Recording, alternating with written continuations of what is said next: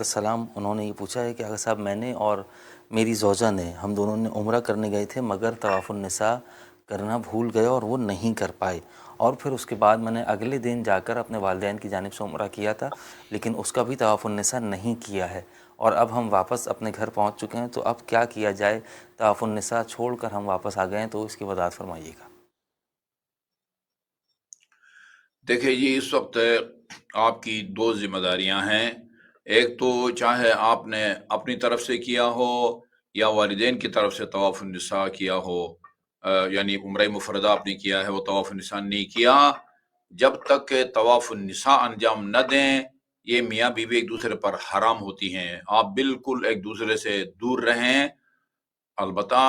نامحرم نہیں ہو جاتے، یعنی ایک گھر میں رہیں، مثلا وہ کوئی پردہ کریں، ایسا نہیں ہے، لیکن یہ ہے کہ وہ ایک دوسرے پر جو ہے نا وہ یہ جو جنسی تعلقات ہیں یا لذت اندوزی، یہ اس وقت تک حرام ہے جب تک خود جا کے وہ جتنے عمرے کیے ہیں اتنے طواف النساء نہ کریں، یا ادھر اگر آپ کا کوئی جاننے والا ہے تو اس سے ریکویسٹ کریں بذریعہ ٹیلی فون کہ مثلا 1 2 3 4 جو ہے نا ہم نے عمرہ مفردے کیے ہیں اور طواف النساء کسی میں بھی نہیں کیا ہے،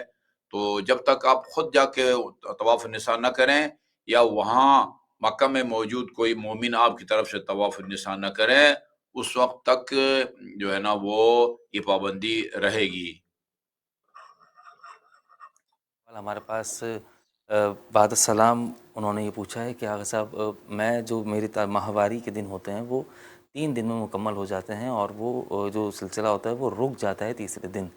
تو اب یہ کہا جاتا ہے بڑے بوڑھوں کی جانب سے کہ 7 دن تک غسل نہیں کیا جا سکتا، تو میں یہ جاننا چاہتی ہوں کہ کیا اس تیسرے ہی دن جب وہ سلسلہ رک جاتا ہے اسی وقت میں اس کے بعد غسل کر کے پاک ہو سکتی ہوں، یا مجھے 7 دن تک انتظار کرنا چاہیے؟ اس کی وضاحت فرمائیے گا۔ نہیں، یہ 7 دن والی بات بالکل بے بنیاد ہے جی، وہ کسی نے بالکل کوئی غیر ذمہ دار بندے نے یہ بات کی ہے۔ یہ جو خون ہے، خون حیض، یہ کم از کم 3 دن اور زیادہ سے زیادہ 10 دن ہوتا ہے۔ 3 دن سے کم آئے تو وہ خون حیض نہیں ہے، وہ استحاضہ ہوگا، اس کے اپنے احکام ہیں، قلیلہ ہے اس کے الگ احکام ہیں، متوسطہ کے الگ احکام ہیں، کثیرہ کے الگ احکام ہیں، اور اگر 11ویں دن آتا ہے تو وہ بھی حیض شمار نہیں ہوگا، وہ بھی خون کی مقدار کے مطابق جو شرعی ذمہ داری بنتی ہوگی وہ اس کو پورا کرنا ہوگا۔ باقی 7 دن انتظار کرنے کی ضرورت نہیں ہے، جیسے ہی یہ رک جائے تو غسل کر کے اپنی عبادات کو شروع کر دیں جی، یہ بہت کسی بالکل بے بنیاد بات ہے جی۔ جی آغا صاحب بہت شکریہ۔ بعد السلام اگلا سوال ہمارے پاس نام رکھنے کے حوالے سے موجود ہے، اور انہوں نے یہ پوچھا ہے کہ آغا صاحب نام رکھنے کے لیے کہ کیا وہ جنتری سے ناموں کے حروف اور عدد نکالنا اور وقت اور تاریخ کا حساب رکھنے کے بعد پھر بچے کا نام رکھنا، یہ ایک پرانا طریقہ ہمارے خاندان میں چلا آ رہا ہے، لیکن میں اس طریقے کو نہیں مانتا، تو میں یہ جاننا چاہتا ہوں کہ ائمہ طاہرین علیہ الصلوۃ والسلام کے نزدیک بہترین طریقہ کون سا تھا، وہ اپنی اولاد کا نام کس طریقے سے رکھتے تھے، اس کی وضاحت فرمائیے گا۔ دیکھیں جی، یہ جنتری سے وہ نکالنے کا جو ہے نا روایت ہے، اس کی کوئی ہمارے پاس دلیل نہیں ہے قرآنی یا کوئی احادیث کی روشنی میں، ایسا نہیں ہے۔ ائمہ معصومین جو ہے نا وہ ان حضرت کا نام ہو، امیر المومنین کا نام ہو، امام حسن کا ہو، امام حسین کا ہو، بلکہ ہمارے روایات میں حتیٰ جناب زینب کبریٰ علیہ الصلوۃ والسلام، ان کے نام جو ہیں وہ اللہ تعالیٰ نے رکھے ہیں،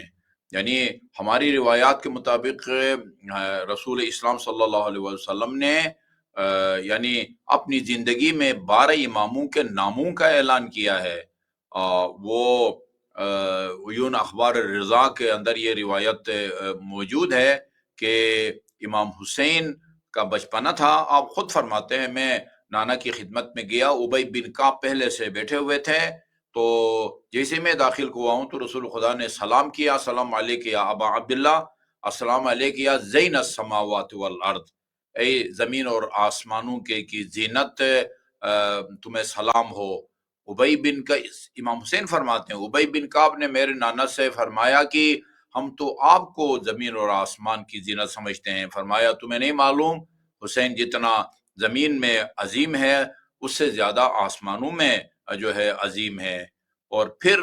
امام کی وہ فرمایا کہ اللہ تعالیٰ نے اس کے صلب میں ایک پاکیزہ جو ہے نا وجود کو رکھا ہے، اور اس کی خصوصیات کو بیان کی، وہ یہ دعا پڑھے کرے گا۔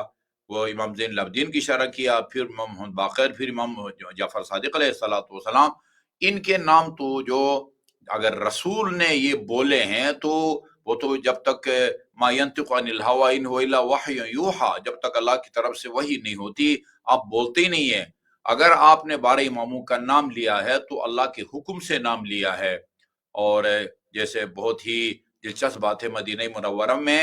مسجد النبی کے اندر جو ہے وہ دیوار کے چاروں طرف امیر المومنین سے لے کر امام زمان تک سب کے نام جو ہے نا وہاں وہ لکھے ہوئے ہیں۔ تو یہ نام جو ہے وہ اللہ تعالیٰ کی طرف سے رکھے گئے ہیں۔ باقی ہمیں حکم یہ دیا گیا ہے کہ اپنے نام جو ہے نا وہ محمد جو ہے نا وہ ضرور رکھا کریں، کم از کم ولادت کے 7 دن تک محمد کے نام سے پکارا جائے۔ علی انتہائی پسندیدہ نام ہے۔ امام حسین علیہ السلام کے جتنے بھی بیٹے تھے سب کا نام امام حسین نے علی رکھا تھا۔ چنانچہ یہ ہے کہ ایک دفعہ مروان نے غالباً امام زین العابدین سے پوچھا، نام کے بارے میں، کہا علی ہے، تو اس نے کہا کہ بھئی آپ کے سب کا نام علی رکھا ہے، آپ کے بابا نے کوئی اور نام ان کو نہیں ملتا تھا؟ تو امام زین العابدین نے فرمایا تھا میرے بابا امام حسین علیہ السلام کو علی نام یہ اتنا پسند تھا کہ اللہ تعالیٰ اگر انہیں، ہاں یہ بات نقل کی امام زین العابدین امام حسین سے، اپنے والد گرامی سے، تو امام نے فرمایا کہ خدا، امام حسین نے فرمایا اگر اللہ تعالیٰ مجھے 100 بیٹے بھی دیتا میں سب کا نام جو ہے نا وہ علی رکھتا۔ تو باقر رکھیں، جعفر رکھیں، جو ہے نا تقی نقی رکھیں، محمد ساتھ رکھیں، یعنی والدین کے ذمے اولاد کے حقوق میں سے ایک حق یہ ہے کہ اس کا بہترین نام جو ہے نا رکھیں۔ ایسے نام نہ رکھیں جو جانوروں کا ہوتا ہے، جیسے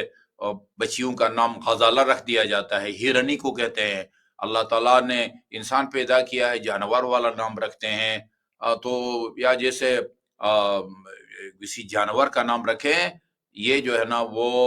اچھا نام نہیں ہے۔ یعنی اولاد کے حوالے سے والدین کی ذمہ داری یہ ہے کہ بہترین نام رکھیں، اور بہترین نام القاب جو ہے وہ ہمارے ائمہ معصومین علیہ الصلوۃ والسلام ہے، اور سر فہرست حضرت صلی اللہ علیہ وسلم کا نام محمد ہے۔ جی